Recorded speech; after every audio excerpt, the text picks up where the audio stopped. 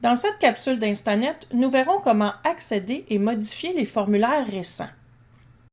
En utilisant le widget formulaire présent sur le tableau de bord du courtier, il est possible d'accéder aux formulaires les plus récemment créés ou modifiés, toutes transactions confondues. Il suffit de cliquer sur le nom du formulaire pour accéder à son éditeur. De plus, il est possible d'accéder au formulaire d'une transaction spécifique, soit en cliquant sur le lien dans le widget Transaction sur le tableau de bord, soit en cliquant sur l'icône de transaction. Sur le tableau de bord Transaction, on peut accéder au formulaire de celle-ci en cliquant sur le widget ou sur le lien dans l'assistant de transaction. Une fois les formulaires remplis, on peut maintenant modifier un formulaire, soit par le menu d'options en cliquant sur « Modifier », soit en cliquant sur le nom du formulaire.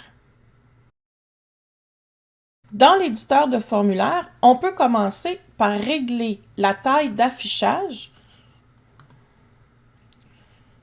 On peut ensuite cliquer sur la page désirée sans avoir à faire défiler le formulaire à l'écran.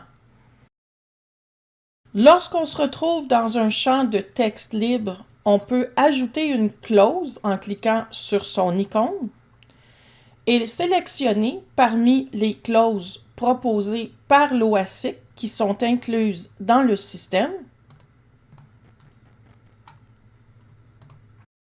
ou parmi les clauses qu'on aurait préalablement ajoutées dans le gestionnaire de clauses personnelles. On peut ajouter une ou plusieurs clauses types en une seule opération.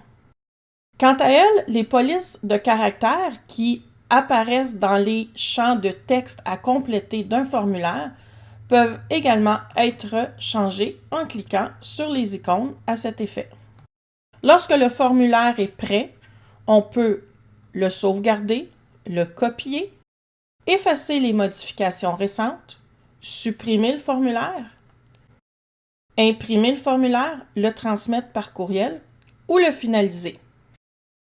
Si vous décidez maintenant d'accéder aux autres formulaires de la transaction, vous pourrez y avoir accès directement en cliquant sur l'icône Transaction dans l'éditeur et sélectionner les formulaires que vous désirez transmettre par courriel ou sélectionner le formulaire auquel vous voulez maintenant apporter des modifications.